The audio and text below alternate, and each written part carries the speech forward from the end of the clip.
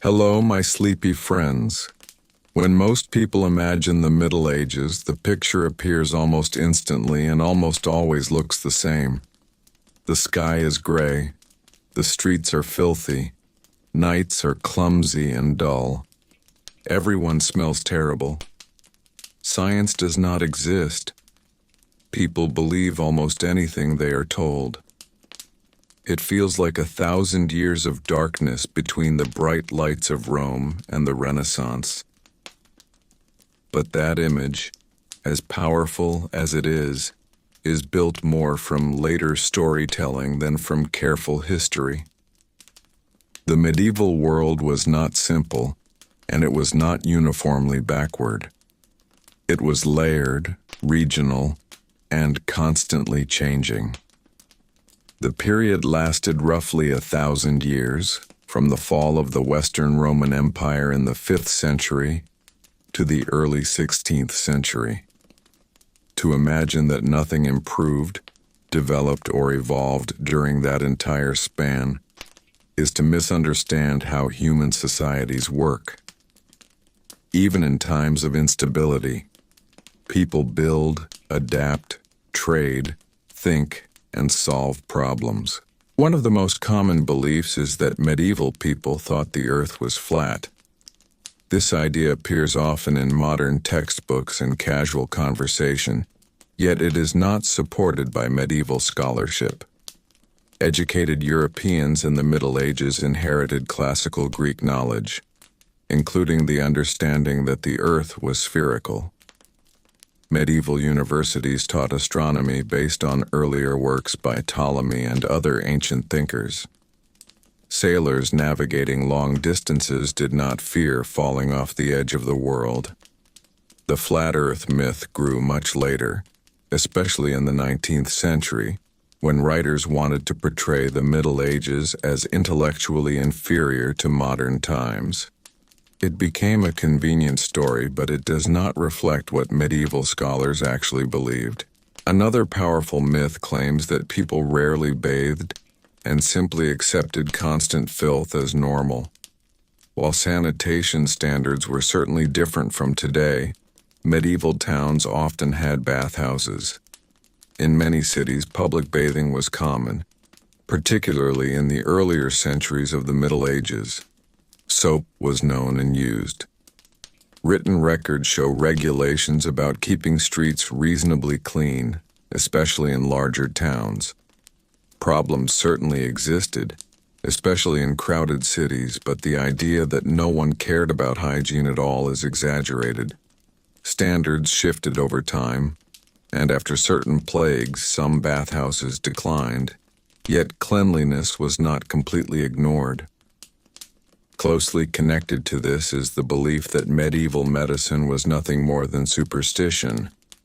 It is true that medical knowledge was limited compared to modern science, but medieval physicians studied ancient texts seriously.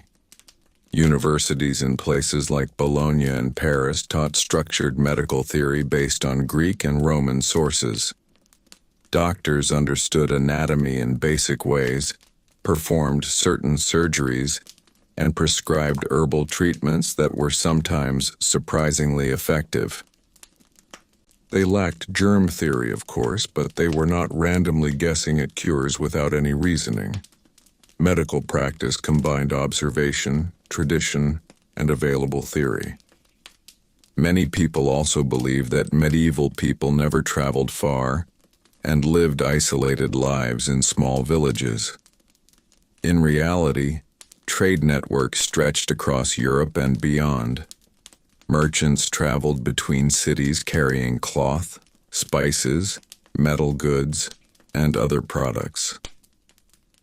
Pilgrimages drew thousands of people across long distances. The Crusades connected Europe with parts of the Eastern Mediterranean.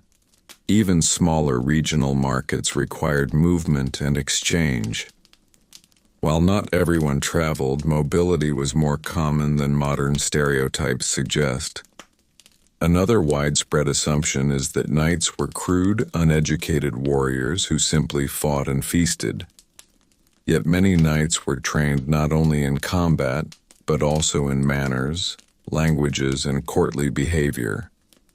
Noble households often provided education in reading and writing, especially in later medieval centuries.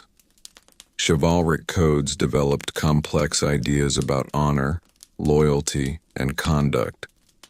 These ideals were not always perfectly followed, but they demonstrate that knightly culture involved more than brute force. There is also the image of medieval castles as cold, dark stone prisons where nobles shivered constantly. While castles were built for defense, many were carefully designed for comfort relative to their time. Fireplaces warmed key rooms. Tapestries insulated stone walls. Windows, though small in early periods, grew larger in later centuries. Castles functioned as administrative centers, residences, and symbols of authority, not merely as fortresses awaiting siege. Another myth insists that the Middle Ages were a time without innovation. Yet important developments occurred during this era. Mechanical clocks improved timekeeping. Watermills and windmills enhanced agricultural productivity.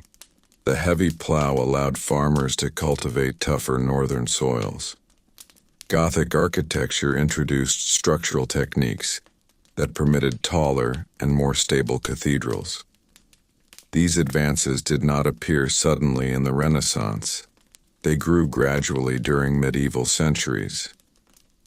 The idea that everyone lived under constant fear of execution for minor crimes is also overstated. Medieval law could be harsh, especially in certain regions and periods, but legal systems were more structured than often assumed. Courts operated with procedures, witnesses were called, and local customs shaped decisions. Punishments varied widely. Some were severe, but others involved fines, public apology, or temporary imprisonment. Even the term Dark Ages itself contributes to misunderstanding. The phrase was popularized long after the period ended, especially by Renaissance thinkers who wanted to emphasize their own cultural revival. While parts of Europe experienced instability after Rome's collapse, other regions saw continuity and adaptation. The Byzantine Empire preserved classical learning. Islamic scholars advanced mathematics, medicine, and astronomy, influencing European knowledge later. The medieval world was interconnected, not uniformly dark. When we look carefully at these myths, a pattern appears. Many of them grew from later attempts to contrast modern society with an imagined past. It is easier to celebrate present achievements if the past is portrayed as ignorant and stagnant. Yet history rarely fits such simple contrasts. Medieval life was difficult in many ways, but it was also structured, thoughtful, and inventive within its limits. As we continue this exploration, we will move slowly through more of these common beliefs, examining how they formed and what evidence tells us instead. The Middle Ages deserve careful attention, not exaggerated dismissal. Beneath the dramatic imagery of mud, swords, and superstition lies a complex thousand-year story of adaptation and gradual change. A story far richer than the myths that still linger today. Another belief that still lingers in popular imagination is the idea that medieval people married extremely young and rarely experienced anything resembling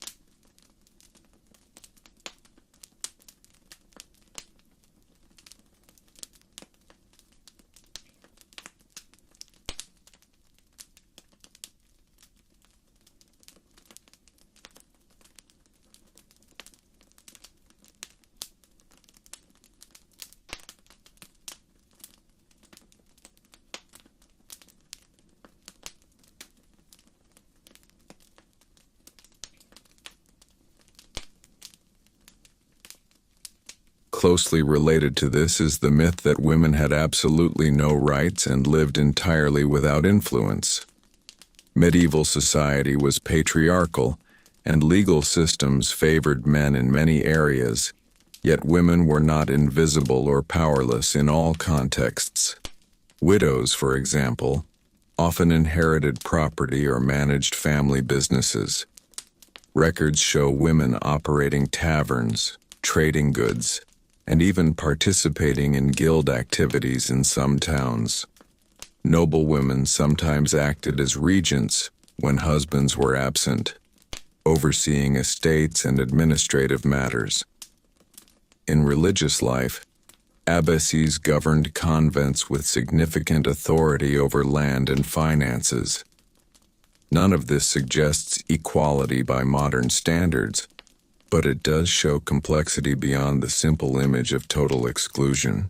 Another persistent myth claims that medieval peasants lived in constant starvation. Food insecurity certainly occurred, especially during bad harvests or regional famine, but in stable years many rural communities maintained reliable agricultural systems. The three-field rotation method improved crop yields by alternating grains and leaving sections fallow. Livestock provided dairy and meat when available. Seasonal rhythms shaped diet, and while variety was limited compared to modern supermarkets, survival did not depend on daily desperation in every region. Chronic hunger was not the universal norm. It appeared most severely during crisis years. Many people also imagined that medieval cities were nothing but chaotic, lawless spaces where disease spread unchecked at all times. Urban life certainly carried health risks, particularly as populations grew, yet towns developed regulations to manage trade, waste disposal, and construction. Guilds controlled quality of goods. Market rules prevented fraud. City councils established curfews and maintained watchmen. Medieval governments, though limited in resources, attempted to maintain order and infrastructure. Public wells were maintained. Bridges were repaired. Walls were built and guarded. The urban environment was imperfect but not completely unregulated. There is also the widespread assumption that education barely existed outside monasteries. In reality, medieval Europe saw the growth of universities beginning in the 12th century. Institutions like the University of Bologna, Oxford, and Paris attracted students from various regions. Subjects included theology, law, medicine, and the liberal arts. Latin served as a shared academic language, allowing scholars to communicate across borders. While literacy rates among peasants remained low, the intellectual environment of medieval Europe was more structured and institutional than many assume. Another misconception involves the belief that science simply paused during the Middle Ages. In fact, medieval scholars preserved and commented on ancient works, translating texts from Arabic and Greek sources. Advances in optics, mechanics, and astronomy took place gradually. Figures like Roger Bacon explored experimentation and empirical observation. While they did not possess modern scientific methodology, their curiosity and analytical efforts formed part of a longer intellectual tradition, rather than a complete void between antiquity and the Renaissance. The idea that medieval warfare consisted solely of chaotic, unorganized battles also deserves reconsideration. Warfare could indeed be brutal, but it was often strategic and planned. Castles were positioned carefully for defense. Supply lines mattered greatly. Armies negotiated ransoms for captured nobles rather than executing them automatically. Sieges required engineering knowledge and patience. Military culture included codes of conduct that, while imperfect, shaped behavior among certain classes. Even daily clothing, often portrayed as uniformly drab and colorless, tells a different story when examined closely. Medieval textiles included a variety of dyes derived from plants, insects, and minerals. Wealth determined fabric quality and color intensity, but even common garments were not always dull brown or gray. Sumptuary laws in some regions regulated who could wear certain fabrics or colors, showing that clothing carried social meaning and variety. When we place these myths side by side, the pattern becomes clearer. The Middle Ages were not a single frozen era defined by ignorance and misery. They were centuries of adaptation, regional difference, and gradual transformation. Political fragmentation did not prevent cultural growth. Religious influence did not eliminate intellectual curiosity.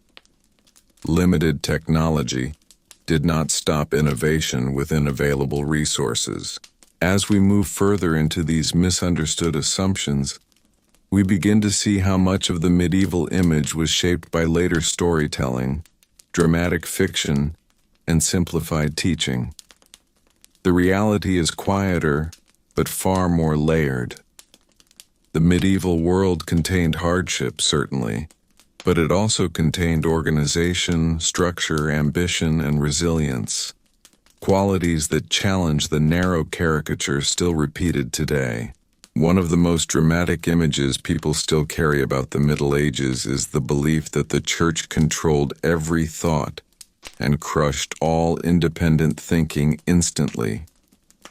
It is true that religion shaped nearly every part of medieval life. The Church influenced education, politics, morality, and law. Yet the relationship between faith and intellectual life was not simply one of blind obedience and suppression. Medieval scholars often worked within religious frameworks while still debating complex ideas. Universities, which were deeply connected to the Church, became centers of discussion and argument. Scholars engaged in structured debates known as disputations, where opposing viewpoints were examined carefully. Disagreement did not automatically mean punishment. In fact, the act of questioning was part of formal education. The myth that people were constantly executed for minor religious disagreements is exaggerated. Heresy trials did occur, especially in specific contexts and regions, but they were not daily events affecting every village. Most ordinary people lived within the rhythms of local parish life without constant fear of inquisitors. The Inquisition itself was a structured legal process, often slower and more bureaucratic than modern imagination suggests. Records show that many cases ended with penance rather than execution. While persecution undeniably existed, it was not as universally constant as dramatic portrayals imply. Another powerful myth insists that medieval people believed in witches everywhere and burned them continuously. The large-scale witch hunts that most people imagine actually occurred much later, primarily in the early modern period, particularly in the 16th and 17th centuries. During much of the medieval period, official church doctrine often discouraged belief in widespread witch conspiracies. Accusations did happen, but the systematic hunts most associated with witch burning belong to a later era. The timeline often becomes blurred in popular storytelling. There is also the belief that torture was routine and casually applied.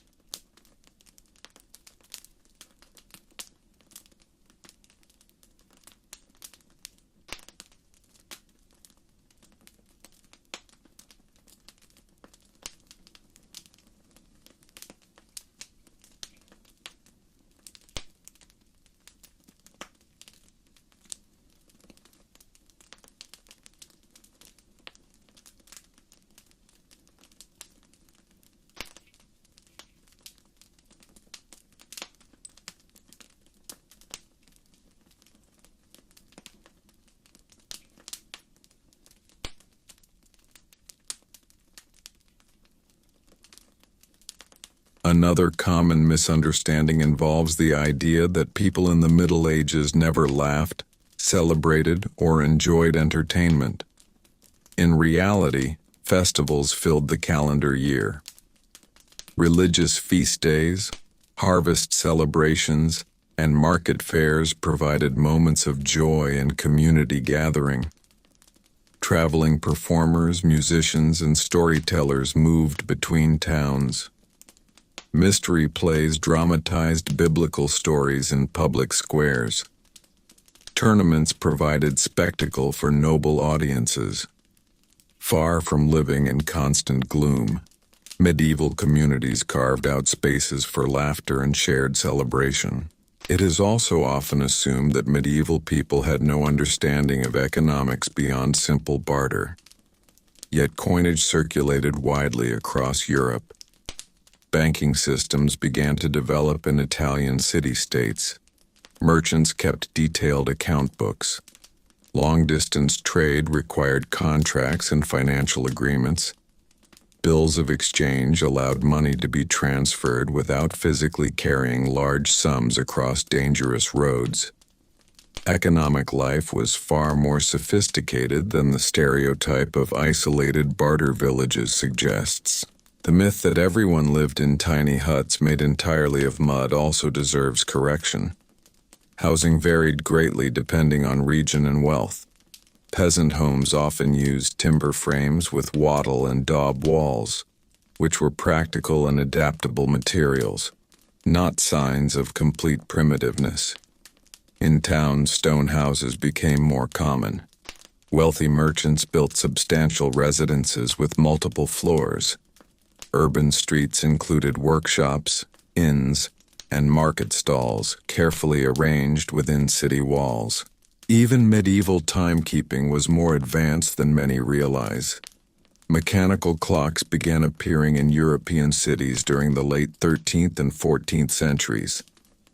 These clocks were installed in towers, regulating daily routines with bells marking hours.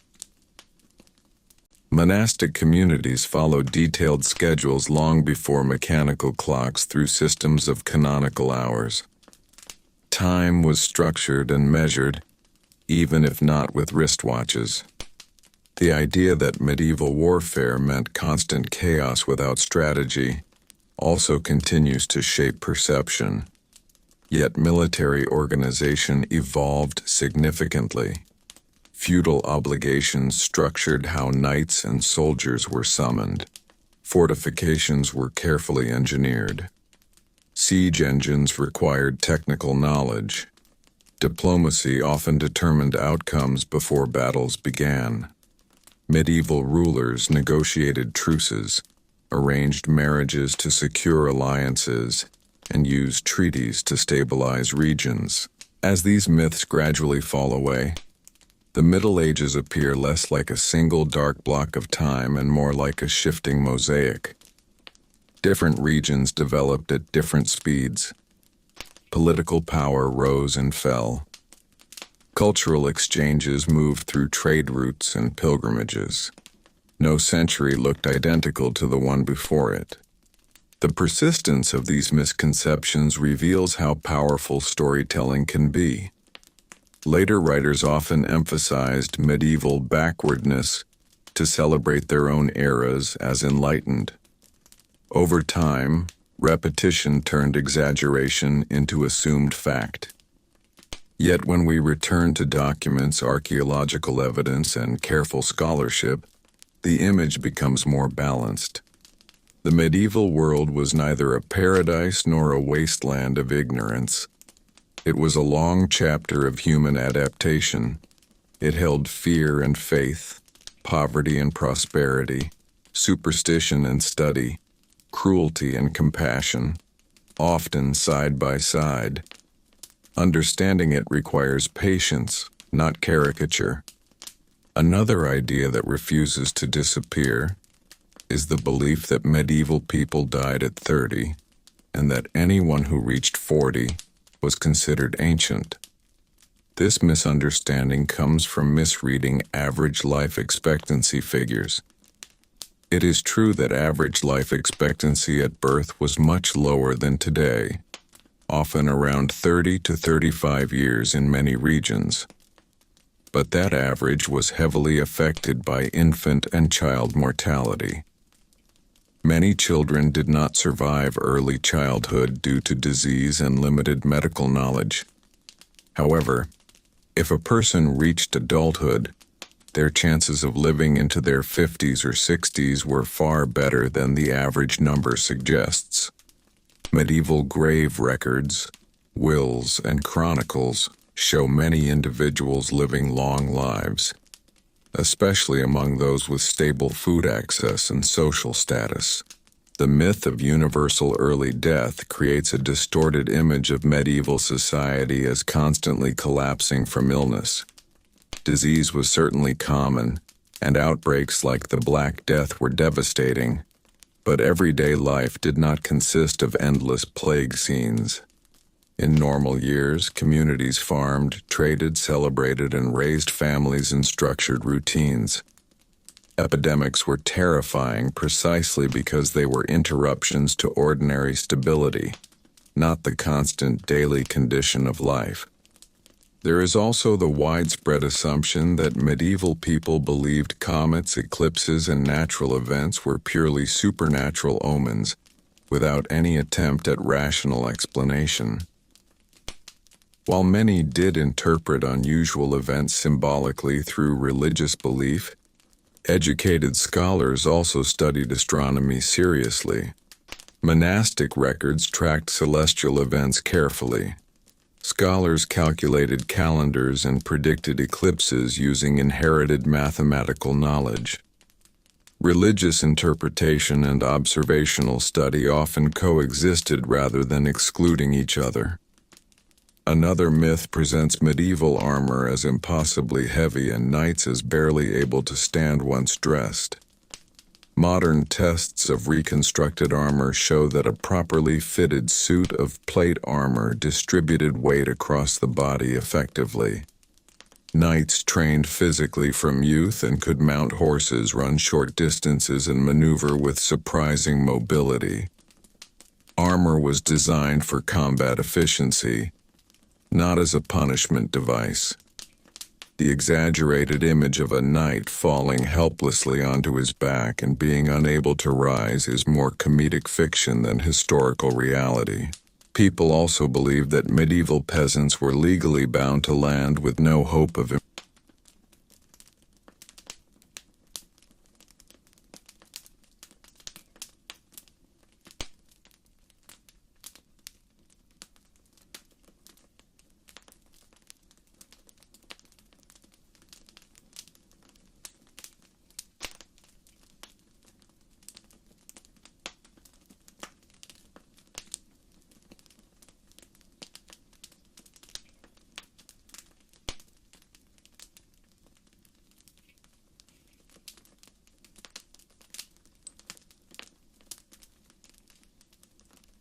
Another assumption is that reading and writing were nearly non-existent.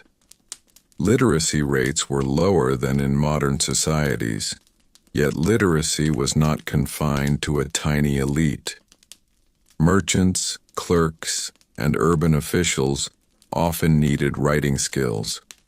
Legal documents, contracts, and town records were common. Even some peasants might recognize basic written symbols, especially religious texts or market signs.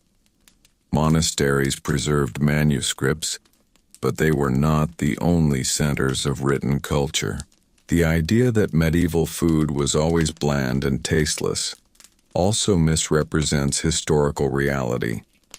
Trade routes brought spices such as pepper, cinnamon, and cloves into Europe, particularly among wealthier classes. Cookbooks from later medieval centuries show complex recipes using combinations of sweet and savory flavors, unfamiliar to modern tastes. Even common diets included herbs grown locally for flavoring. Food variety depended on region and wealth, but it was not entirely flavorless survival rations. There is also a persistent myth that medieval justice was purely arbitrary, with kings acting on impulse without systems. Yet monarchies relied heavily on advisors, councils, and established customs. Royal courts issued written charters.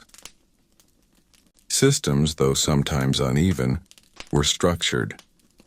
Bureaucratic offices developed gradually, particularly in later medieval kingdoms.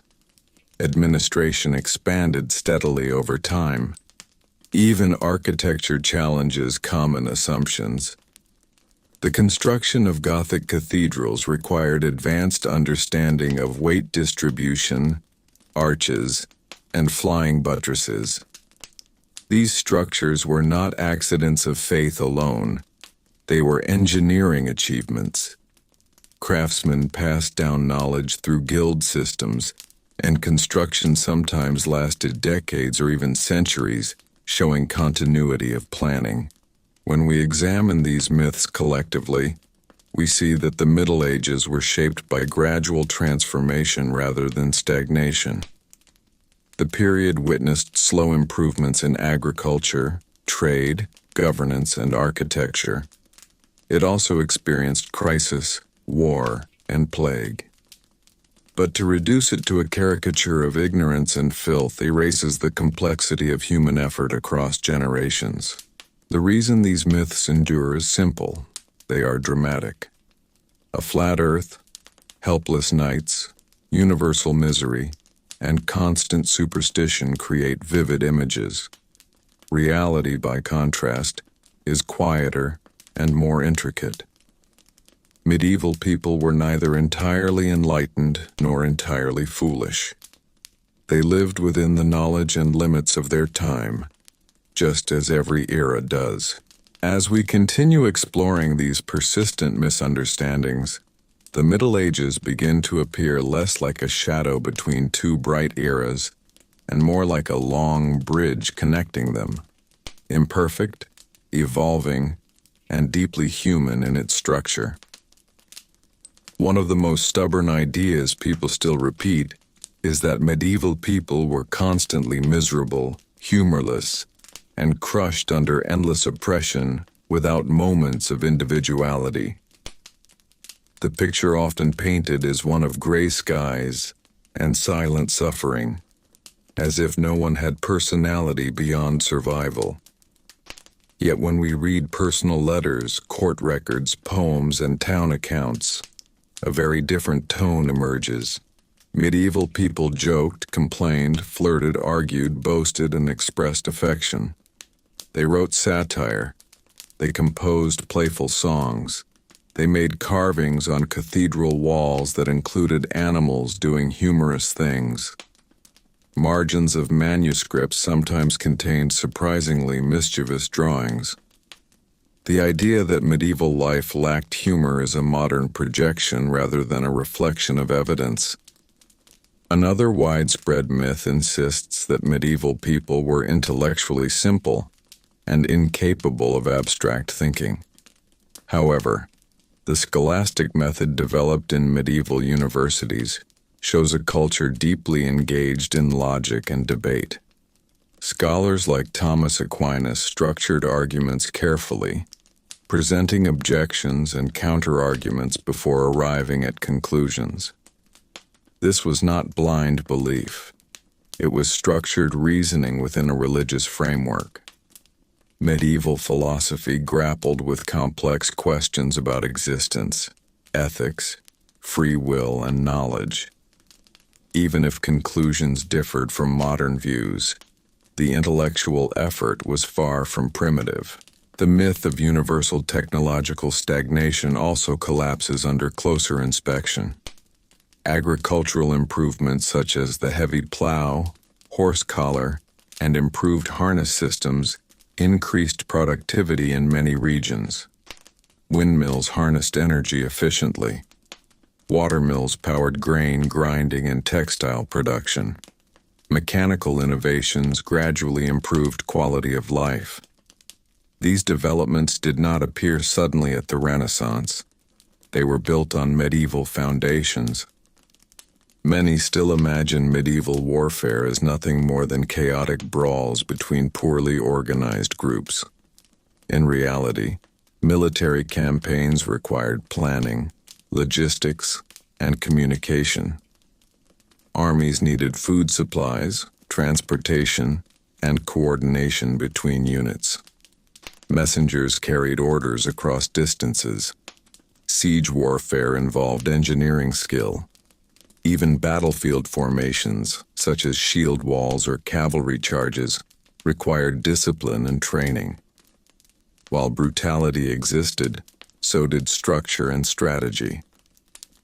The belief that medieval towns were entirely lawless also overlooks evidence of civic organization. Town charters granted rights and responsibilities. Guilds regulated crafts and trade standards. Market inspectors ensured weights and measures were consistent. Watchmen patrolled streets at night. Fines and legal penalties were documented. Urban life was governed by a combination of royal authority and local councils, evolving over centuries. There is also the popular image of medieval marriage as purely transactional, without emotional connection. While arranged marriages among elites served political purposes, personal affection is visible in surviving letters and poems. Courtly love literature flourished in medieval Europe. Songs and stories explored longing, loyalty, and romantic devotion. Even within practical marriages, emotional bonds often formed, as seen in wills that express care for spouses and children. Another misconception suggests that medieval people believed illness was always divine punishment. Religious interpretations certainly influenced understanding of disease, but medieval medical texts reveal attempts to classify symptoms, diagnose conditions, and apply treatments.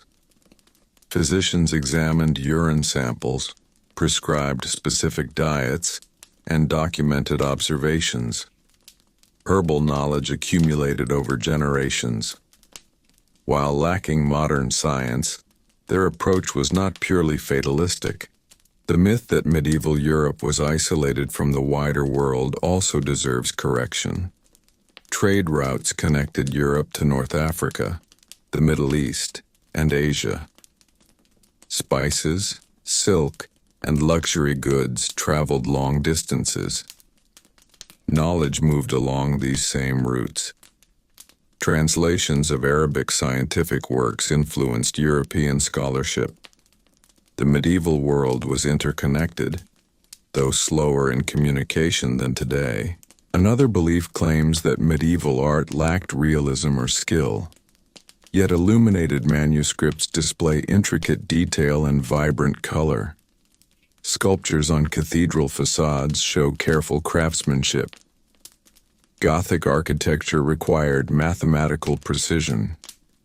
Artistic styles differed from Renaissance naturalism, but difference does not equal lack of ability. Medieval artists worked within symbolic traditions that conveyed spiritual and social meaning. Even the common claim that medieval people rarely washed clothes or maintained order in their homes oversimplifies daily life. Household manuals and urban regulations reveal expectations of tidiness and routine. Laundry, cooking schedules, and food storage were structured tasks. Survival required order. Disorder risked waste and illness. When viewed together, these persistent myths form a single distorted narrative, that the Middle Ages were a long pause in human progress. Yet evidence consistently shows motion rather than pause. It shows societies adjusting to political fragmentation after Rome, developing new institutions, forming trade networks, building universities, and refining agricultural systems. Change was gradual, uneven, and sometimes disrupted by crisis, but it was never absent. The endurance of these myths reveals how easily repetition shapes perception. Dramatic exaggerations simplify storytelling, but history rarely fits simple categories. Medieval life combined hardship and ingenuity, faith and inquiry, hierarchy and mobility. It was neither fully dark nor fully enlightened. It was a long, evolving chapter in human experience. As we continue to peel back these assumptions, the medieval world grows clearer, not as a fantasy of ignorance, but as a complex era where people thought, worked, organized, argued, and adapted within the limits and knowledge available to them. Another idea that continues to shape modern imagination is the belief that medieval people were constantly terrified of everything, of demons in the forest, monsters in the sea, and punishment around every corner. While fear certainly existed, as it does in every era, medieval people did not walk through daily life in permanent panic. Much of what we imagine as superstition was part of a broader worldview that blended religion, inherited folklore, and observation. They believed in unseen forces, yes, but they also relied on routine community and practical knowledge to navigate everyday challenges. Take the famous medieval maps that show strange creatures at the edges of oceans. These images are often used as proof that people believed the world was filled with literal monsters waiting beyond the horizon. In reality, many of these maps were symbolic or artistic, reflecting incomplete geographic knowledge rather than personal terror. Sailors navigated using accumulated experience, coastal landmarks, and inherited navigational techniques. Trade across seas expanded steadily through medieval centuries, which would not have happened if widespread belief in sea monsters paralyzed exploration. There is also the common belief that medieval punishments were always grotesque public spectacles carried out without restraint. While certain punishments were indeed public and severe, the overall legal landscape was far more varied. Fines were extremely common. Restitution payments resolved many disputes. Community mediation often settled conflicts before they escalated to harsh penalties. Public punishments served as deterrents, but they were not the daily experience of most people. The dramatic cases recorded in chronicles stand out precisely because they were exceptional. Another enduring myth suggests that medieval rulers were almost entirely uneducated and ruled by impulse alone. Yet many kings and nobles received structured education in governance, languages, and law.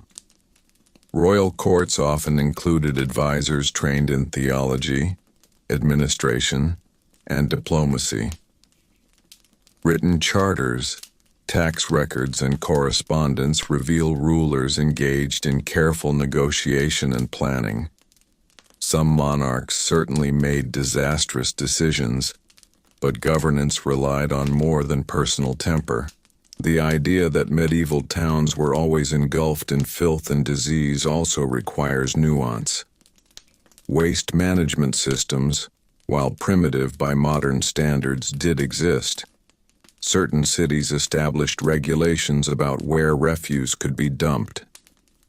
Guilds sometimes enforced standards to prevent contamination of food products. Markets were inspected. Wells were protected. None of this eliminated disease entirely, but it demonstrates attempts at urban management. Another popular belief claims that medieval peasants had no leisure whatsoever, working endlessly from sunrise to sunset every day of the year. Agricultural life was demanding, but it was also seasonal. Periods of intense labor during planting and harvest were followed by slower winter months. Religious festivals created breaks in routine. Sunday was generally recognized as a day of rest in Christian regions. Leisure existed, even if modest. The myth that medieval architecture was entirely crude collapses when examining surviving structures. Stone bridges built in the Middle Ages still stand in parts of Europe today.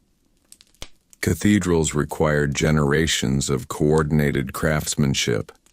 Castle design evolved carefully in response to changing military technology. Builders understood geometry and structural balance. Construction was not random stacking of stone. It followed established techniques refined over time. Another belief states that medieval people rarely washed or changed clothing. While bathing habits varied by region and era, clothing maintenance was essential. Garments represented investment of time and resources, and they were mended repeatedly rather than discarded. Washing was labor-intensive but not ignored. Linen undergarments were often cleaned more frequently than outer garments. Hygiene standards were different, but they were not non-existent. It is also often claimed that medieval Europe was culturally isolated until the Renaissance suddenly opened intellectual doors. In fact, translation movements during the 12th century brought Arabic scientific works into European languages. Scholars engaged with philosophy from earlier civilizations. Trade networks introduced new goods and ideas. Cultural exchange was gradual and continuous, rather than abruptly invented in the 15th century. Even the belief that medieval people never questioned authority fails under scrutiny. Rebellions occurred. Peasant uprisings challenged tax policies. Urban revolts erupted in response to economic pressure. The very existence of charters granting towns certain rights shows negotiation between rulers and communities. Authority was real, but it was not absolute in every situation. When these misconceptions are set aside, the Middle Ages appear less like a static block of ignorance and more like a dynamic period filled with contradiction. Hardship coexisted with creativity. Hierarchy coexisted with negotiation. Belief coexisted with inquiry. Innovation moved slowly but steadily through centuries. The persistence of wrong medieval facts reveals more about modern storytelling than about medieval reality. We often compress long, complex eras into simple images because simplicity is easier to remember. Yet history demands patience. It asks us to look beyond dramatic scenes and into documents, architecture, and surviving records. As we continue moving through these mistaken assumptions, the medieval world gradually becomes clearer, not as a caricature of darkness, but as a landscape shaped by ordinary people trying to manage their world with the tools and understanding available to them. And in that effort, they were far more practical, organized, and thoughtful than popular myths still suggest. Another belief that continues to echo through documentaries and casual conversation is that medieval people rarely smiled and almost never showed affection in public or private life. Paintings and sculptures from the period often appear serious, which leads modern viewers to assume emotional coldness. Yet medieval art followed symbolic conventions. Faces were not meant to capture casual expressions, but spiritual meaning. When we turn to letters, poetry, and personal writings, we see warmth, humor, longing, and deep attachment. Parents mourned children in moving language. Husbands and wives expressed care and concern in correspondence. Friendship bonds were recorded in vows and guild documents. Emotion existed fully. It was simply represented differently in surviving artwork. There is also a persistent myth that medieval people believed in dragons, giants, and mythical creatures as literal, everyday realities. While folklore certainly existed, most adults distinguished between religious belief, moral allegory, and physical reality. Bestiaries, books describing animals, both real and imagined, were often symbolic texts. Creatures represented virtues or vices. The presence of a dragon illustration did not mean villagers expected to encounter one in their fields. Just as modern stories include fantasy without confusing it for biology, medieval storytelling blended imagination and teaching. Another deeply rooted misconception claims that medieval Europe was completely frozen socially, with no possibility of rising above one's birth status. While social mobility was limited compared to modern societies, it was not non-existent. Skilled craftsmen could gain wealth and influence through guild membership. Merchants built fortunes that rivaled noble estates. Clerical positions offered paths to education and authority for those not born into aristocracy. The structure was hierarchical, but it allowed gradual movement in certain contexts. The idea that medieval armies were entirely composed of reckless knights also oversimplifies military reality. Infantry soldiers, archers, engineers, and supply workers formed essential parts of armies. Battles depended on coordination between different units. Longbowmen in England, for example, required intense training from youth and changed the outcome of major conflicts. Military culture was layered and strategic, not simply chaotic cavalry charges. Another common belief insists that medieval travel was nearly impossible, and that most people never moved beyond a few miles from home. While many rural peasants lived locally, evidence from pilgrimages shows that thousands traveled long distances to religious sites such as Santiago de Compostela or Canterbury. Merchants crossed seas, students journeyed to universities, soldiers marched across regions. Roads were often rough, but movement occurred far more frequently than the myth suggests. The myth that medieval towns had no lighting at night also deserves correction. While streets were darker than modern cities, lanterns were used in certain areas. Some towns required residents to carry lights after curfew. Watchmen patrolled streets. Markets closed at set times. Night was quieter and more cautious, but not completely abandoned to chaos. Another idea still repeated is that medieval medicine rejected all surgical practice. In truth, barber surgeons performed procedures such as setting bones, draining abscesses, and even conducting limited amputations when necessary. Manuals described surgical tools and techniques. While success rates were lower than today and infection risk was high, surgery was not absent from medieval healthcare. The myth of universal illiteracy also begins to crumble when examining merchant records and legal documents. Contracts were drafted, land transfers recorded, debts listed carefully. Not everyone could read, but literacy extended beyond monasteries. Urban centers in particular required written documentation to manage trade and governance. Even clothing myths persist.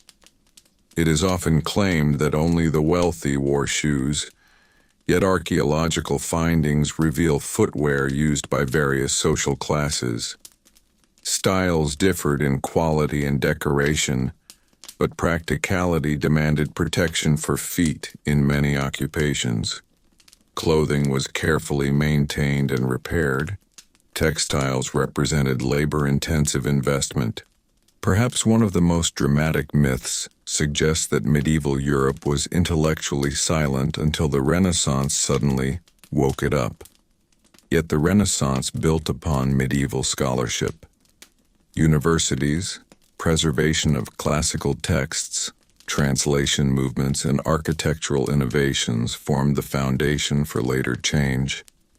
Without medieval groundwork, Renaissance thinkers would have lacked many of the tools they used to advance further. When we step back and examine why these myths survive, a pattern appears once again. Later eras often define themselves by contrasting with what came before. To emphasize enlightenment, they exaggerate darkness. To highlight scientific progress, they exaggerate superstition. The Middle Ages become a convenient backdrop for modern triumph. Yet history resists such clean divisions. Medieval society struggled with disease, war, and inequality, but it also demonstrated organization, craftsmanship, learning, and cultural exchange. It was not a blank thousand-year pause, but a bridge filled with gradual transformation. As we continue to unravel these mistaken facts, the medieval world appears increasingly human. Not a land of caricatured ignorance, but a society navigating its circumstances with the knowledge and structures available at the time. And in doing so, it laid foundations far more significant than the myths would ever allow. Another stubborn belief that refuses to disappear is the idea that medieval people were constantly ignorant of basic geography and had no sense of the wider world. Many imagine villagers believing their kingdom was the entire planet, unaware of lands beyond their immediate horizon. Yet medieval trade routes connected Europe to North Africa, the Middle East, and Asia through both land and sea. Merchants transported spices, silk, precious metals, and textiles across enormous distances. Crusaders traveled to the eastern Mediterranean. Pilgrims journeyed across continents. Diplomatic envoys moved between courts.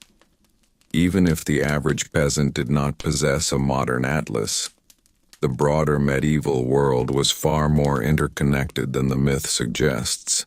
Closely connected to this is the assumption that medieval maps were useless or entirely fantastical. It is true that many medieval maps emphasized religious symbolism, placing Jerusalem at the center or illustrating biblical themes.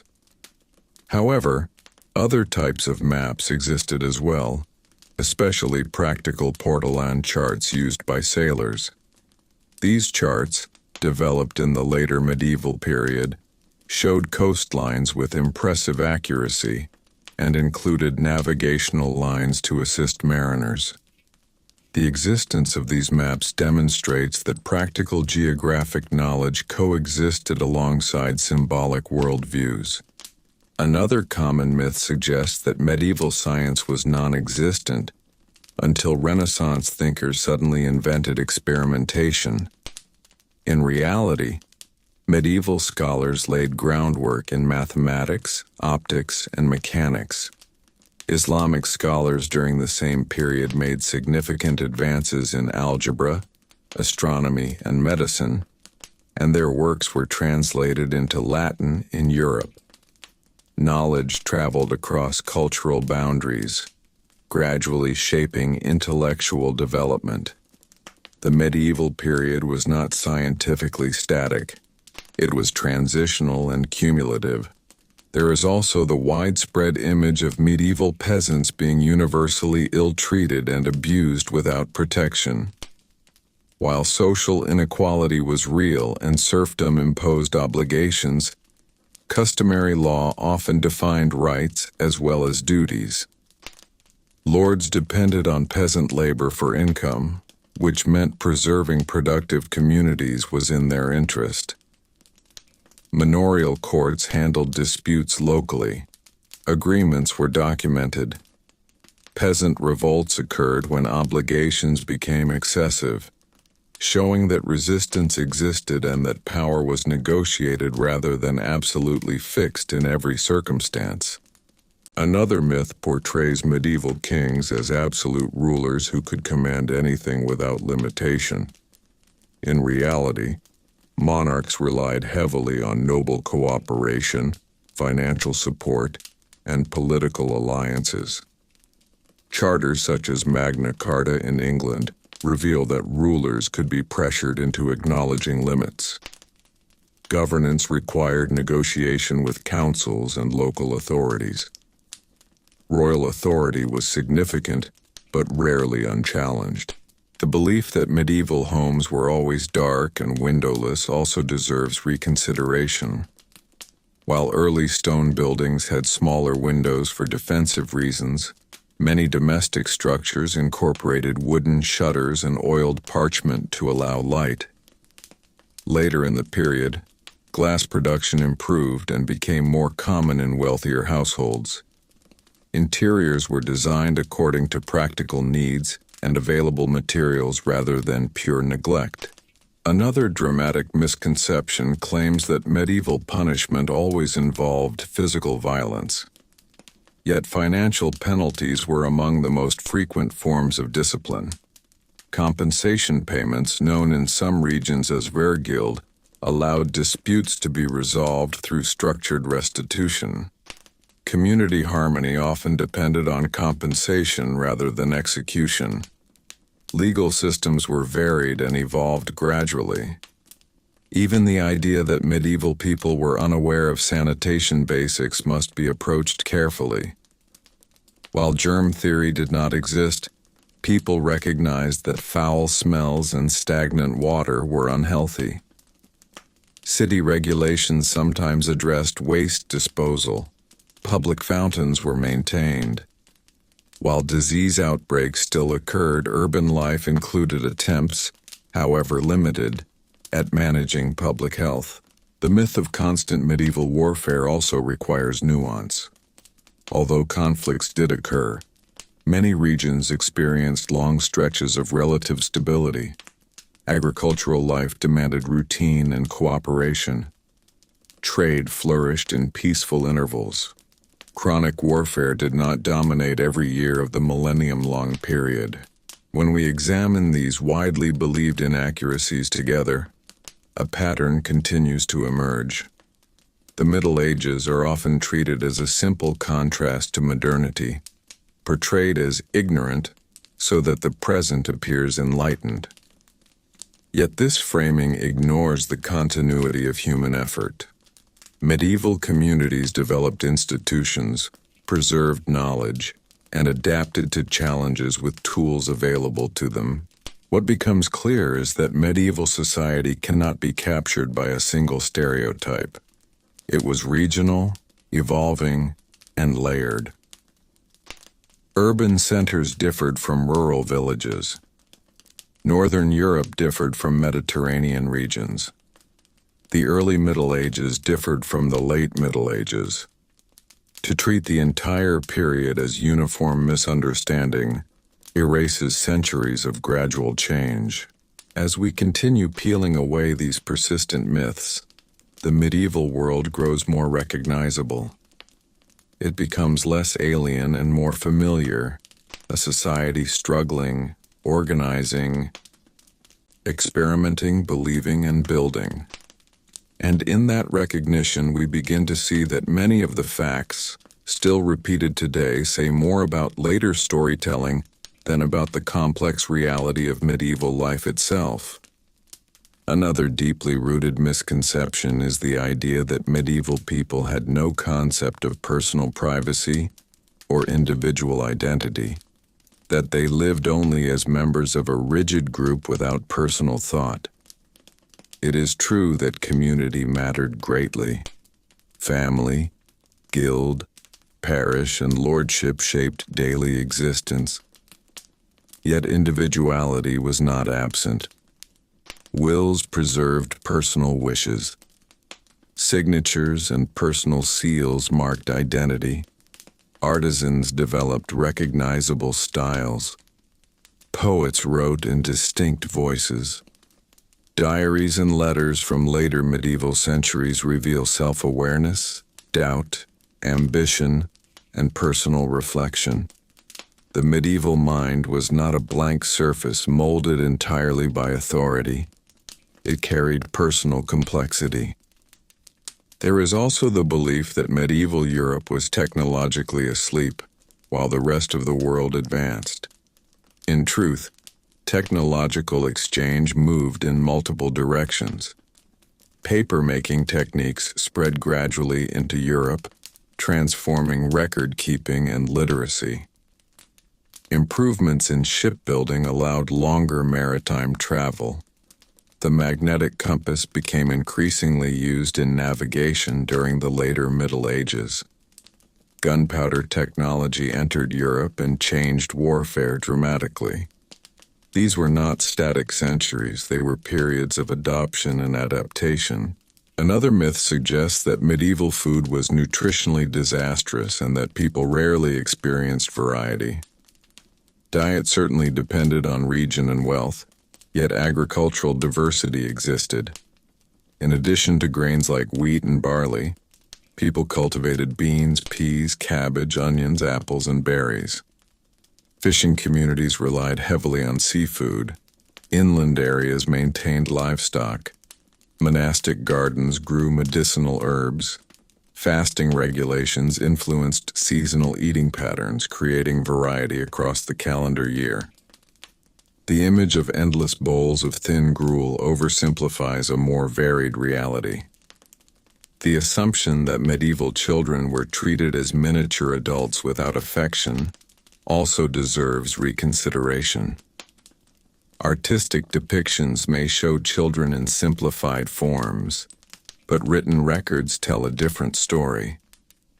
Parents mourned lost children deeply, sometimes commissioning memorial inscriptions. Educational texts were created for youth instruction. Apprenticeships trained adolescents gradually into trades. Childhood was structured differently than today, but it was recognized as a distinct stage of development. Another common belief holds that medieval towns had no concept of urban planning.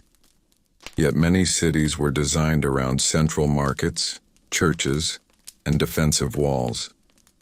Streets followed practical routes shaped by trade and geography. Bridges were engineered carefully. City gates controlled access. Over time, urban councils expanded infrastructure deliberately. Growth could be messy, but it was not entirely random. There is also the persistent idea that medieval people feared the forest as an unknown realm, filled entirely with danger. While forests did carry risks, wild animals, bandits, and difficult terrain, they were also valuable economic resources. Wood provided fuel and building material. Hunting grounds supplied meat. Foraging supplemented diets. Charcoal production supported metalworking. Forest management systems existed in some regions, balancing use with preservation. Another myth insists that medieval religion eliminated all joy or creativity. Yet cathedrals were filled with color through stained glass and painted interiors. Religious festivals involved music, pageantry, and communal feasting. Pilgrimage sites became centers of trade and storytelling.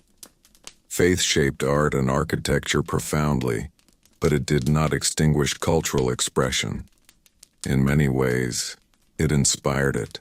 Even the assumption that medieval clothing was uniformly drab dissolves under evidence of vibrant dyes and decorative embroidery. Trade allowed access to pigments derived from plants and insects. Wealthier classes wore richly colored garments. Even common clothing incorporated patterns and texture.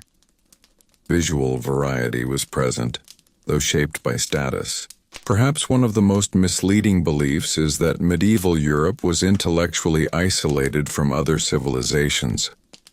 In reality, knowledge flowed through translation movements. Works by Islamic scholars influenced European medicine and philosophy. Trade with Byzantine regions transmitted classical texts preserved in Greek. Jewish scholars contributed to scientific and philosophical exchange. The medieval world was not sealed. It was connected through overlapping networks of commerce and scholarship. As these misconceptions are gradually dismantled, the Middle Ages begin to look less like an age of darkness and more like a long period of transition. It was a time when societies rebuilt after the fragmentation of Roman authority, experimented with governance, refined agricultural systems, and developed institutions that would shape the modern world. The myths persist because they are simple and dramatic. A world of mud, superstition, and silence is easier to imagine than a world of gradual change and layered complexity. Yet historical evidence consistently points toward nuance. Medieval people were neither entirely enlightened nor entirely ignorant. They navigated their environment with tools available to them, built systems that lasted centuries, and adapted slowly but persistently. By understanding which facts are actually distortions, we gain a clearer picture not only of the Middle Ages, but also of how later generations shaped its reputation. The medieval world was imperfect, often harsh, but undeniably active and evolving, far richer than the caricature still repeated today. One of the most repeated claims about the Middle Ages is that people believed illness was caused only by demons or curses, and that no practical effort was made to understand disease. This oversimplification ignores the structured medical traditions that existed across medieval Europe and beyond. Physicians studied inherited texts from ancient Greek and Roman writers such as Galen and Hippocrates. Medical schools formed in cities like Salerno. Doctors examined symptoms carefully and recorded observations. They categorized illnesses according to theories of bodily balance, known as the humors. While modern medicine has moved far beyond those ideas, they were systematic attempts to explain patterns in health rather than random superstition. Herbal remedies were tested through long tradition. Surgery, though risky, was practiced by trained barber surgeons. The absence of germ theory did not mean the absence of reasoning. Another myth suggests that medieval people never improved infrastructure, and that roads remained abandoned remnants of Roman construction. While Roman roads were impressive, medieval communities repaired and adapted many of them. New bridges were built, sometimes replacing wooden structures with stone designs that still stand today. Toll systems funded maintenance, trade routes required usable paths, and commerce would not have flourished without passable connections between towns. Infrastructure may not have matched Roman engineering at its peak, but it did not collapse entirely into neglect. There is also the dramatic belief that medieval Europe was constantly on the edge of total collapse, as if every year brought war or famine. Yet many decades passed with relative stability. Agricultural cycles continued, markets functioned, artisans produced goods steadily, universities operated year after year. Political tension certainly existed, but everyday life for most people revolved around work, family, and local community.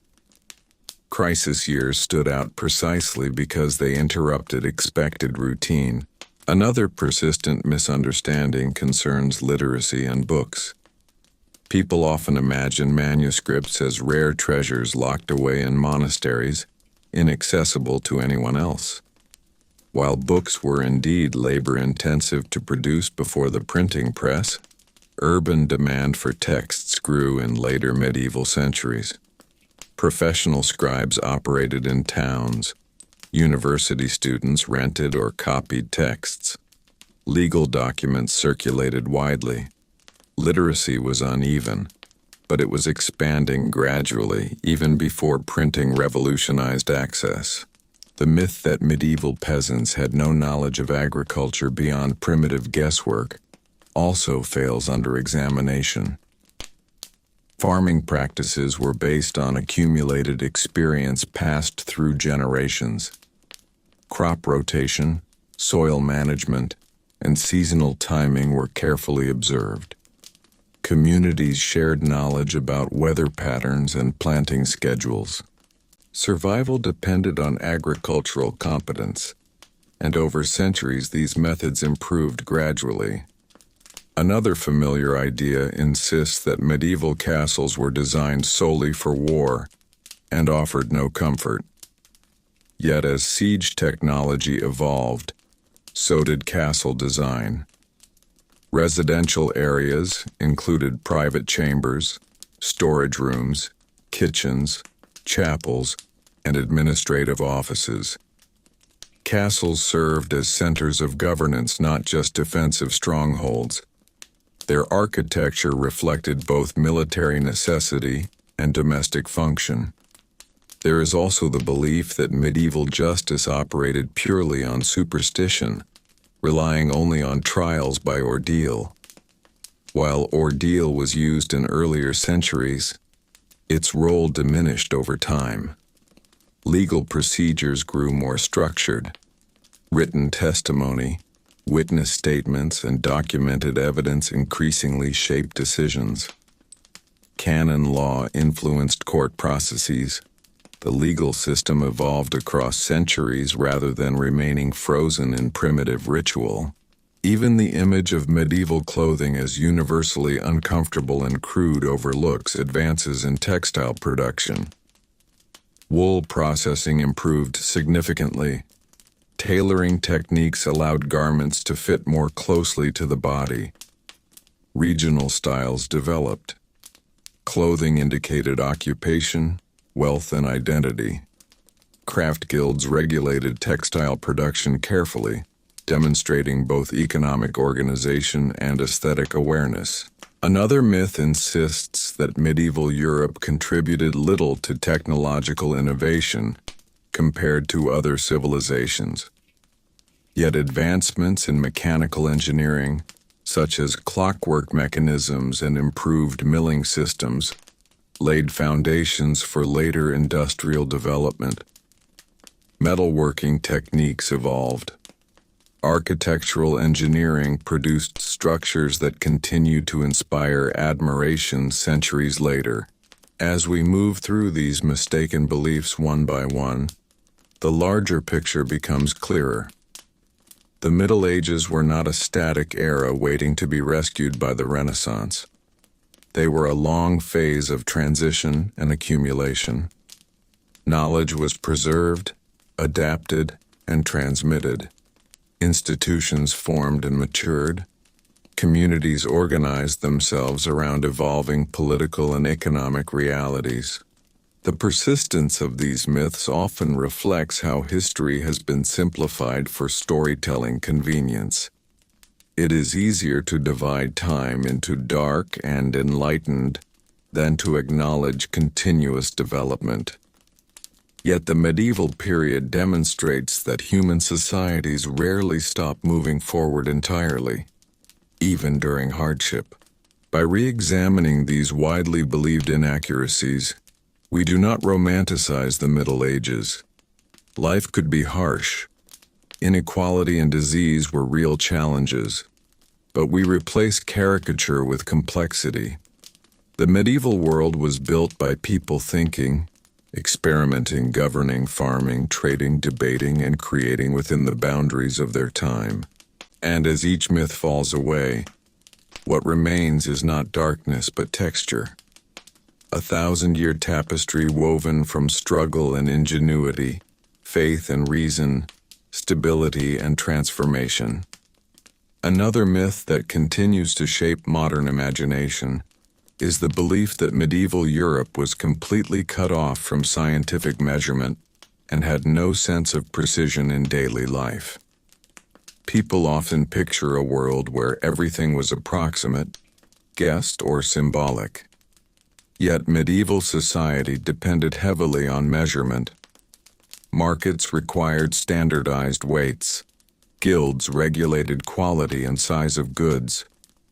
Builders used proportional systems to construct cathedrals with remarkable geometric accuracy. Time itself became increasingly regulated with the spread of mechanical clocks in the later medieval centuries. Monastic communities had long followed structured hourly prayers, dividing the day carefully even before clock towers appeared in city squares. Precision mattered more than the stereotype suggests. There is also the belief that medieval warfare was constant chaos without diplomacy. In reality, negotiation played an enormous role in medieval politics. Marriages between noble families were arranged to secure peace treaties.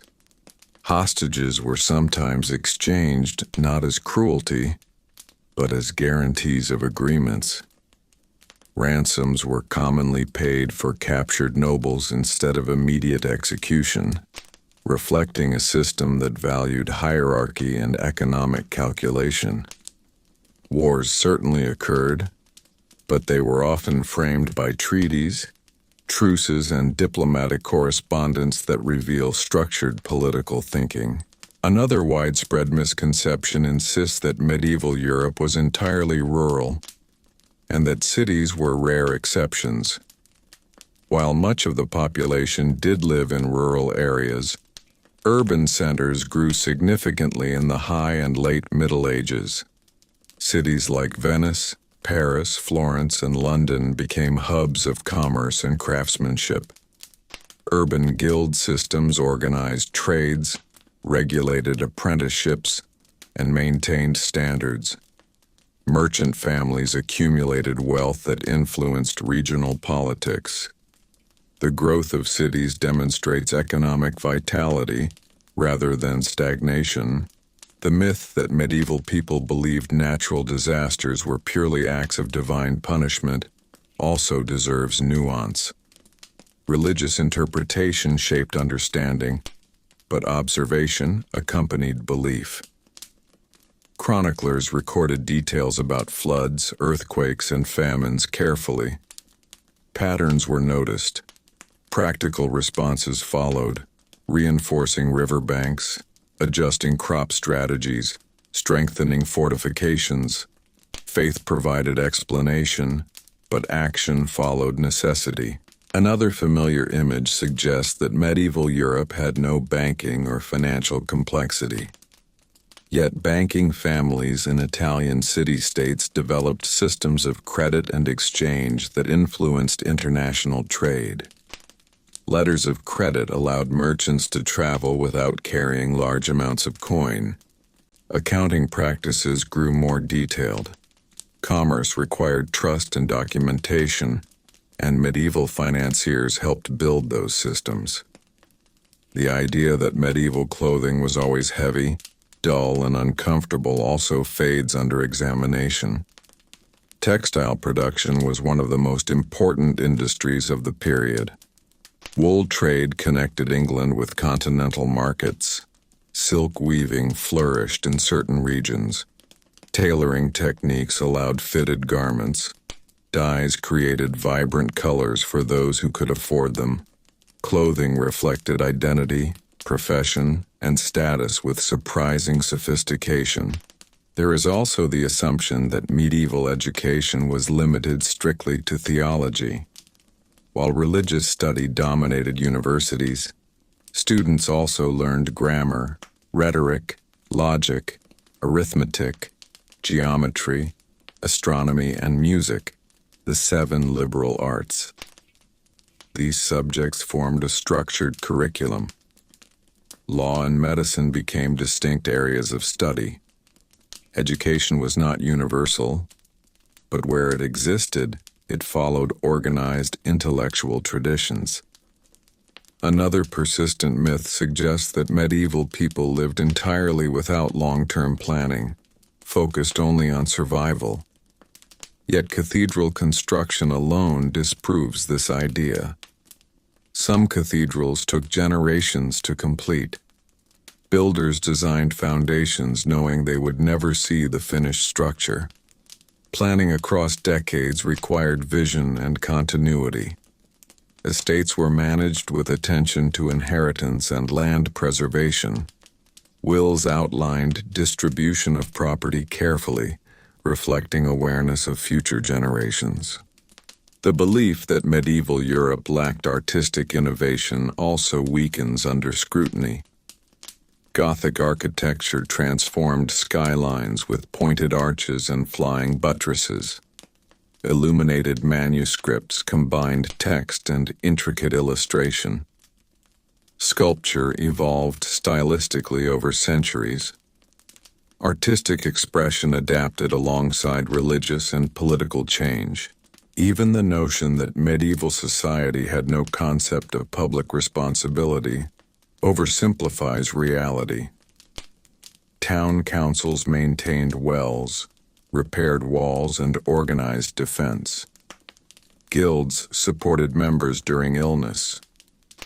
Religious institutions provided charity. While modern welfare systems did not exist, communal responsibility was embedded within social structures. When these myths are placed side by side, what emerges is not a dark, frozen world, but a society adjusting continuously to internal and external pressures. The Middle Ages were a time of rebuilding after the fall of Roman central authority, a time of agricultural adaptation, institutional formation, intellectual preservation, and gradual innovation. It was uneven and imperfect, yet undeniably active. The persistence of these wrong facts tells us as much about later storytelling as about the medieval period itself. Simplified narratives are easier to remember than layered truths. Yet history rewards patience. It reveals that medieval people were not caricatures of ignorance, but participants in a long continuum of human development. As we continue forward without closing this exploration, more of these assumptions will unfold and reveal their deeper complexity, showing again and again that the Middle Ages were not a pause in history, but a bridge. Built stone by stone, generation by generation, across centuries of steady change and quiet resilience. One of the most repeated facts about the Middle Ages is that medieval Europe was culturally dull and creatively silent, producing nothing of lasting imagination until the Renaissance supposedly rescued art and thought from darkness. Yet when we examine what people actually created during these centuries, that claim begins to unravel quickly. Epic poems were composed and preserved, telling stories of heroes, loyalty, betrayal, and honor. Arthurian legends spread across regions, evolving through generations of storytellers. Dante's Divine Comedy, written in the early 14th century, stands as one of the most complex literary achievements in European history, hardly the work of a culturally dormant society. Medieval creativity did not wait quietly for permission from the future. It flourished within its own structures. Another myth insists that medieval music was primitive and limited to monotone chanting. While Gregorian chant played an important role in religious life, medieval composers gradually developed polyphony, the layering of multiple vocal lines into complex harmonies. Musical notation systems improved, allowing more precise recording of melody and rhythm. Instruments such as lutes, harps, flutes, and early stringed instruments were common in both courtly and folk settings. Secular songs accompanied festivals and gatherings. Music evolved continuously across medieval centuries, influencing later Western traditions. There is also the belief that medieval Europe had no curiosity about the natural world. Yet medieval bestiaries, herbals, and encyclopedic texts attempted to catalog animals, plants, and minerals.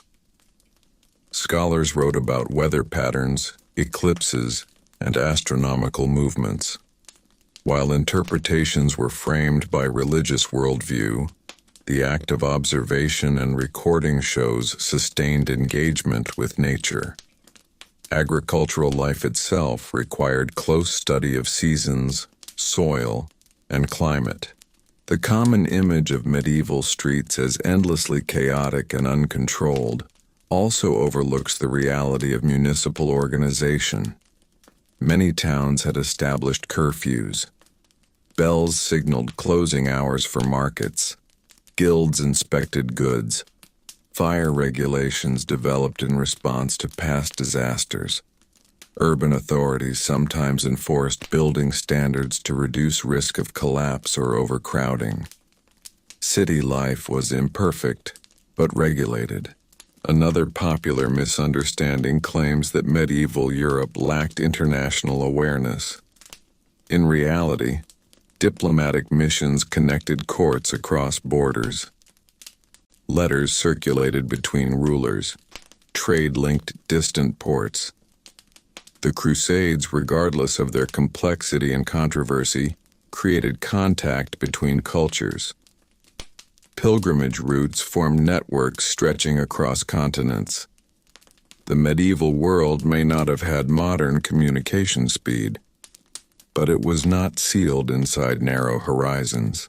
The myth that medieval education ignored mathematics or logic also collapses under evidence. Arithmetic and geometry were taught within the liberal arts curriculum.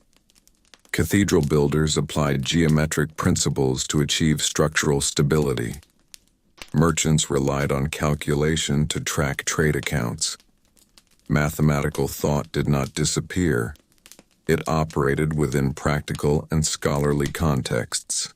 There is also a lingering belief that medieval people never improved agricultural efficiency and remained trapped in inefficient systems. Yet the introduction of the heavy plow transformed farming in northern Europe by allowing deeper soil cultivation. The horse collar increased efficiency of animal labor. Crop rotation systems improved yields and reduced soil exhaustion. These were incremental changes, but over centuries they reshaped productivity. Another myth suggests that medieval Europeans never questioned inherited ideas from antiquity. In truth, scholars often commented critically on classical texts. They compared sources, debated interpretations, and sometimes disagreed openly. Intellectual life operated within tradition, yet it was not purely passive copying. The preservation of classical works itself required effort and critical engagement. The assumption that medieval Europe was uniformly violent also requires careful balance. Violence certainly existed, particularly during war or political unrest, but local communities depended heavily on cooperation. Agricultural survival required shared labor.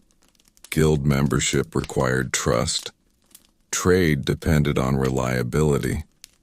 The image of constant random aggression overlooks everyday interdependence. Even the belief that medieval fashion never changed proves inaccurate when examining visual records. Styles evolved significantly from the early Middle Ages to the late medieval period. Sleeve shapes, hemlines, head coverings, and fabric cuts shifted over time. Fashion reflected social trends and regional identity just as it does today. When all these widely believed inaccuracies are placed together, a clearer pattern emerges. The Middle Ages were not a blank stretch of time defined only by ignorance or stagnation. They were centuries of continuity and adjustment.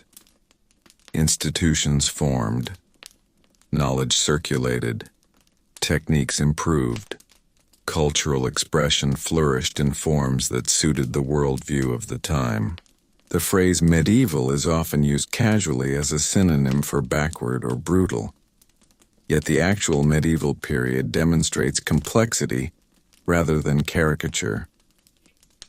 It shows human communities navigating uncertainty, preserving knowledge, experimenting within limits, and building structures that endured long enough to shape later centuries. As this exploration continues forward without drawing to a close, more layers remain to be uncovered, each one revealing that the so-called wrong facts persist, not because evidence supports them, but because simplified stories are easier to repeat than nuanced realities. And the Middle Ages, far from being a void, stand as a textured and formative chapter in the long arc of human history.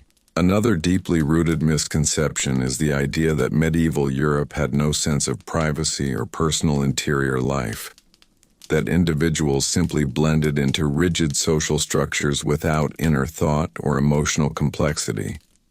Yet when we look at surviving letters, court records, devotional writings, and personal reflections, we encounter voices that feel surprisingly familiar. People worried about reputation. They feared loss. They recorded affection for children and grief for lost spouses. Nobles wrote letters filled with anxiety about political alliances. Merchants described stress over debts and shipments. Monks confessed internal struggles in private journals. These sources reveal that medieval individuals were not faceless participants in history, but people navigating emotion, responsibility, and uncertainty, much like anyone in later centuries. There is also the persistent belief that medieval travel was nearly impossible, and that most people never left the village where they were born. While many peasants did remain tied to local land obligations, movement was more common than modern imagination allows. Pilgrimages drew thousands across long distances to shrines such as Santiago de Compostela, Canterbury, and Rome. Merchants traveled along trade routes linking northern Europe to the Mediterranean. Soldiers marched across borders during campaigns. Craftsmen relocated to cities seeking work. Universities attracted students from multiple kingdoms. Roads were difficult and dangerous at times, but they were used regularly. Another myth claims that medieval Europe lacked humor, and that society was entirely solemn and dominated by fear. Yet medieval literature contains satire, parody, and playful exaggeration. Carnival traditions allowed temporary reversals of hierarchy. Jesters entertained courts. Marginal illustrations in manuscripts often included mischievous or humorous imagery. Humor existed within the boundaries of belief and structure. The assumption that medieval science was entirely absent also fades when examining technological adaptation. Windmills and watermills spread across regions, converting natural forces into mechanical energy. These mills ground grain, powered hammers, and aided textile production. Mechanical innovation emerged from practical needs rather than abstract laboratories, but it was innovation nonetheless. There is a further belief that medieval Europe ignored medical observation completely. While treatments were limited and shaped by humoral theory, physicians and surgeons documented symptoms carefully. Surgical manuals described procedures in detail. Hospitals operated in many cities, providing care within the understanding of the time. Mistakes were made, but there was an effort to systematize knowledge rather than pure superstition. Another misconception suggests that medieval women were entirely silent in historical records. Although legal rights were limited in many contexts, women appear frequently in documents, managing estates during husband's absence, running workshops, participating in guilds, and appearing in court disputes. Queens negotiated alliances, Abbacies led convent communities. Merchant widows inherited and operated businesses. Women's roles were shaped by hierarchy, yet they were not absent from economic and social life. The idea that medieval justice operated without any concept of fairness also deserves nuance. Trials could be harsh, and punishments severe, but procedures existed. Witnesses testified. Written charges were recorded. Appeals could sometimes be made. The system was not modern, yet it was structured. Another enduring myth insists that medieval people believed the earth was flat. By the High Middle Ages, educated Europeans understood the earth as spherical, drawing from classical sources such as Aristotle and Ptolemy. University curricula included cosmology. The flat earth stereotype emerged much later as a simplified narrative about intellectual progress. The belief that medieval Europe had no global awareness also misrepresents reality. Travel accounts from merchants like Marco Polo circulated widely. Maps incorporated information about distant lands, even when imperfect.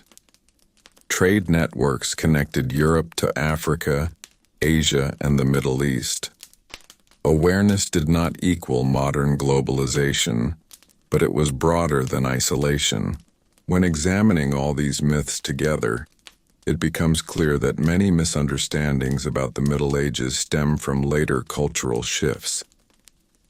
The Renaissance defined itself partly by contrasting with what came before. Enlightenment thinkers emphasized rationality by portraying earlier centuries as irrational. Victorian historians dramatized darkness to highlight progress. Each era reshaped medieval memory for its own narrative purposes.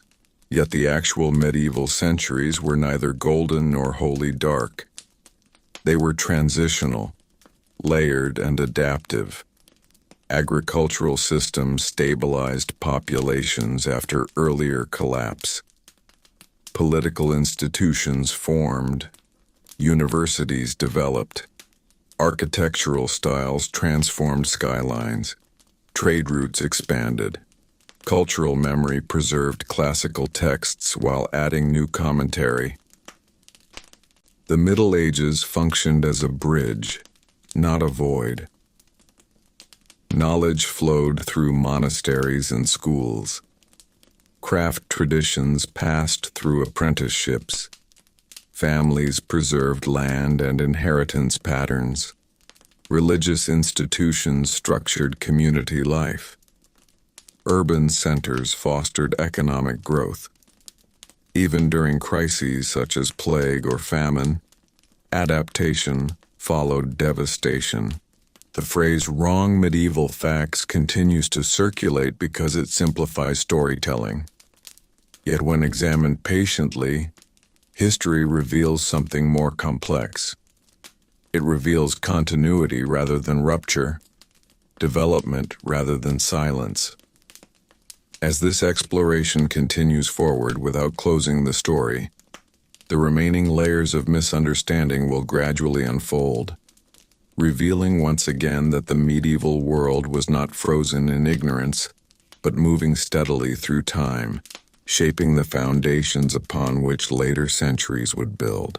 Another widespread belief about the Middle Ages is that people had no concept of childhood as a distinct stage of life, that children were treated simply as miniature adults from the moment they could walk.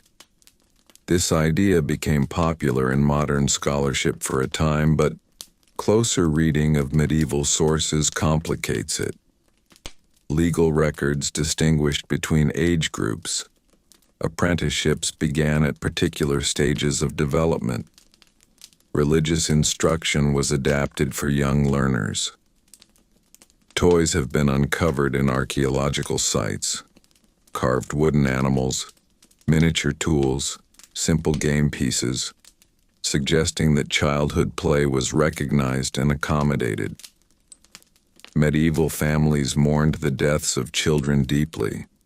and devotional texts sometimes described Christ or saints in childlike imagery, meant to resonate emotionally. Childhood may not have been conceptualized exactly as it is today, but it was not invisible. There is also the belief that medieval Europe had no concept of romantic love within marriage, that unions were purely transactional and devoid of affection. While arranged marriages were common among noble families for political reasons, letters and literature revealed genuine emotional bonds between spouses in many cases. Courtly love poetry explored longing and devotion. Personal wills sometimes expressed tenderness toward partners. Even within structured marriage systems, emotional life was present. Human attachment did not wait for modern romantic ideals to exist. Another myth claims that medieval Europe was technologically stagnant for centuries, without meaningful improvement. Yet incremental innovation defined the era. Agricultural tools improved. Shipbuilding advanced, allowing longer voyages. Metalworking techniques became more refined. The development of blast furnaces increased iron production. These advances were not always dramatic breakthroughs, but they accumulated steadily. The assumption that medieval people never questioned authority also fails under scrutiny. Peasant revolts erupted in multiple regions during periods of heavy taxation or economic strain. Urban guilds sometimes challenged noble privilege. Religious reform movements emerged when institutions were seen as corrupt. Debate existed within universities about theology and philosophy. Obedience coexisted with resistance. There's a further myth that medieval Europe lacked organized record-keeping. In reality, monasteries and royal courts kept detailed chronicles. Tax records were preserved. Land boundaries were documented. Charters granted rights and privileges. The Domesday Book in England, compiled in the 11th century, stands as a remarkable example of systematic administrative record. Documentation mattered deeply to governance. Another popular misconception is that medieval people had no sense of time beyond vague seasonal awareness. Yet liturgical calendars structured the year carefully. Feast days marked religious cycles. Agricultural tasks followed predictable schedules. With the spread of mechanical clocks in urban centers during the later Middle Ages, hours became publicly regulated. Timekeeping evolved alongside social organization. The belief that medieval Europe lacked complex trade relationships also ignores the reality of interconnected markets. The Hanseatic League connected northern European cities in a powerful commercial network. Mediterranean trade routes linked Italian city-states to North Africa and the Near East. Wool from England traveled to continental markets. Spices arrived from distant lands. Merchant partnerships crossed borders. Another deeply rooted stereotype suggests that medieval Europe was entirely dominated by superstition, with no room for rational calculation. Yet merchants calculated profit margins. Architects calculated load distribution in cathedral construction. Military commanders strategized based on terrain and supply lines. Even theological debates relied heavily on logical argument structures inherited from classical philosophy. The myth that medieval life was universally short and brutish also requires nuance. Average life expectancy was lower due largely to high infant mortality rates. However, individuals who survived early childhood often lived into middle age or beyond. There were elderly members of communities whose experience carried weight. Lifespan varied by circumstance and region. There is also the belief that medieval Europe lacked intellectual exchange between cultures. In reality, knowledge traveled across linguistic and religious boundaries. Translations of Arabic scientific works entered Europe through Spain and Sicily. Mathematical concepts, including the widespread adoption of Hindu-Arabic numerals, transformed accounting practices.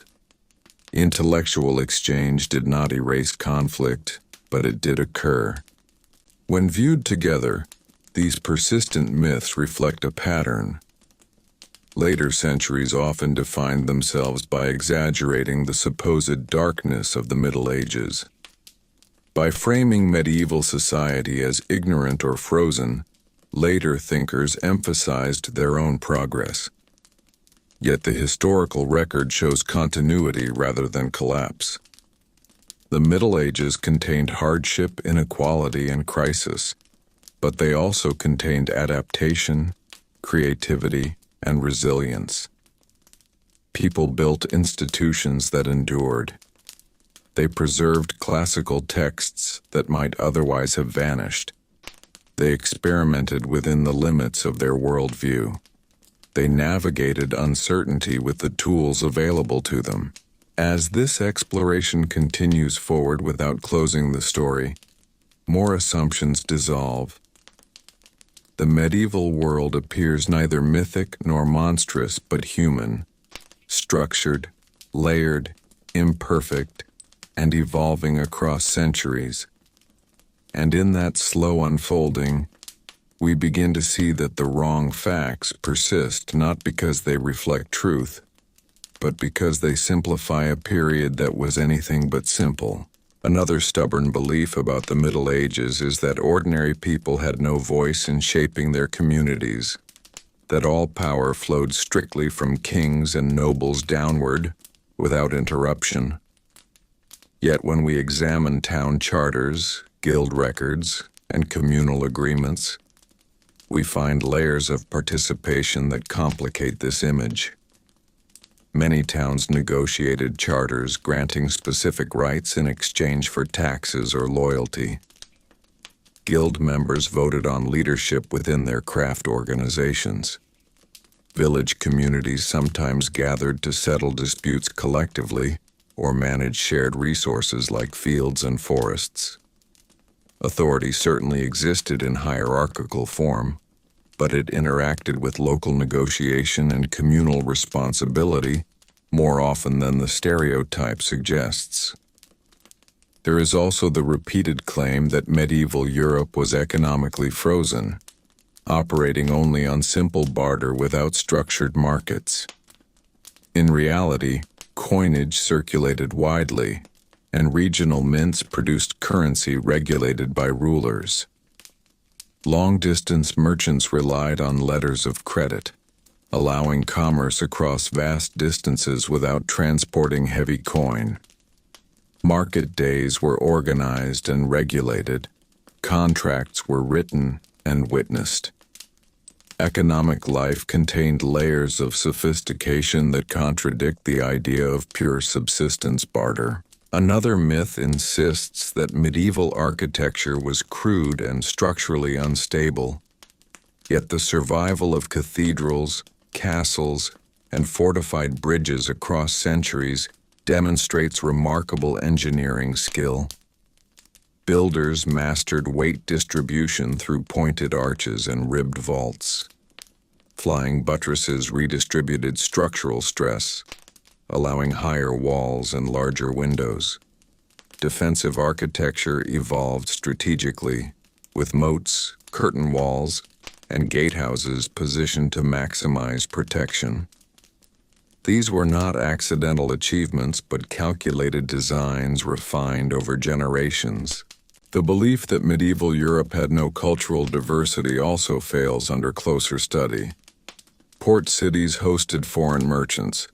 Jewish communities lived across many regions despite facing periodic persecution. Travelers from distant lands appeared in chronicles. Trade routes connected northern Europe with Mediterranean ports and beyond. While prejudice and conflict existed, interaction did as well. Another enduring misconception portrays medieval education as entirely restricted to elites in monasteries.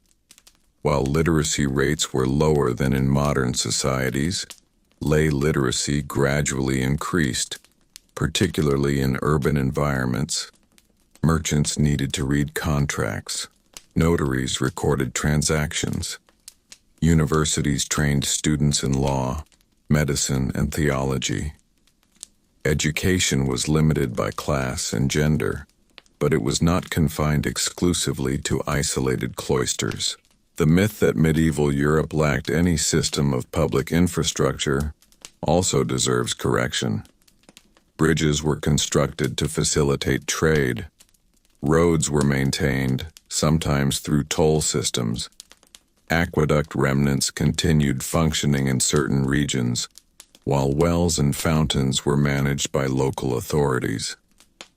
Public baths existed in some cities, particularly in earlier centuries. Urban planning may not have matched modern grids, but it was purposeful.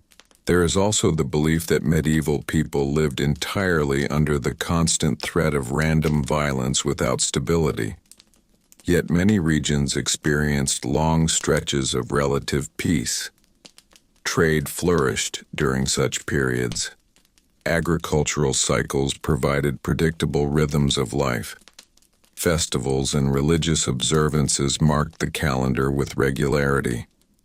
Stability and instability alternated across centuries, rather than chaos being the permanent condition. Another myth suggests that medieval Europe had no sense of historical memory. On the contrary, chroniclers recorded events carefully, sometimes year by year. Monasteries preserved annals that traced lineage and political shifts. Legends linked contemporary rulers to ancient heroes to strengthen legitimacy.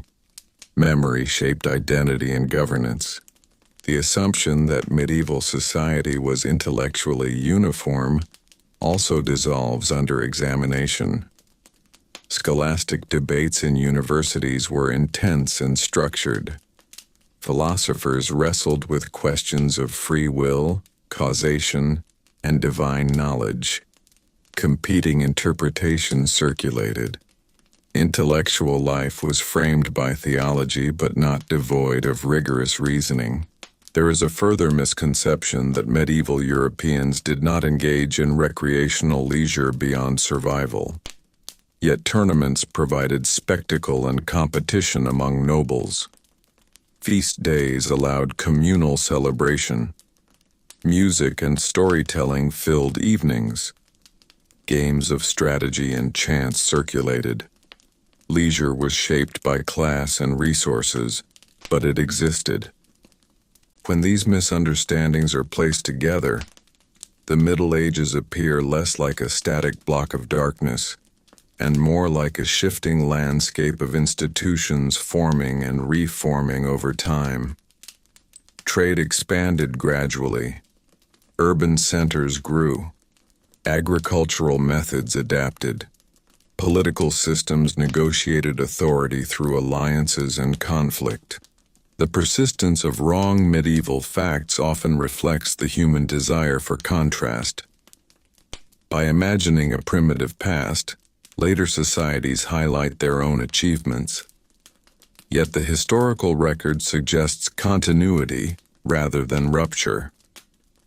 The Middle Ages preserved classical knowledge while transforming it. They endured plague and war yet rebuilt institutions repeatedly. They were neither wholly enlightened nor wholly dark, but transitional.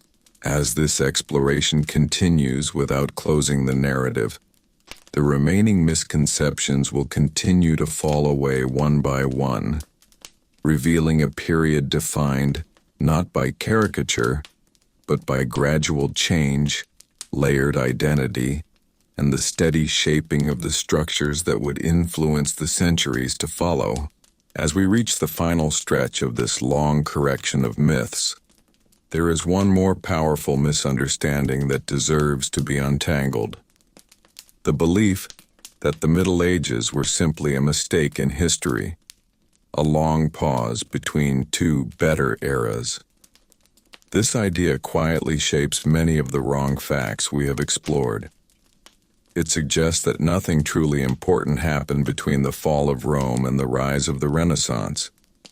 Yet when we look closely, we see foundations being laid everywhere. Medieval Europe preserved ancient texts that might otherwise have disappeared.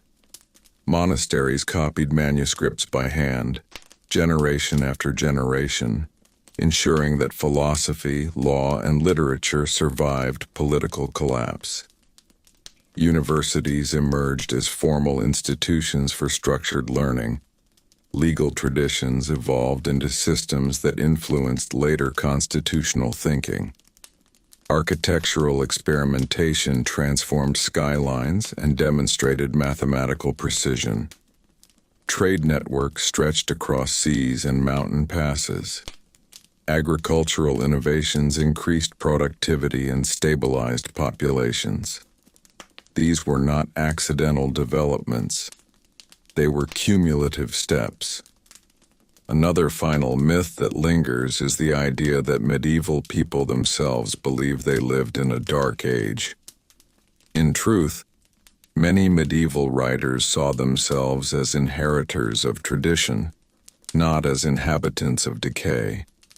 They viewed their world as part of a continuous story guided by faith, governance, and community. The concept of a dark age was largely shaped by later thinkers who wished to emphasize renewal in their own time.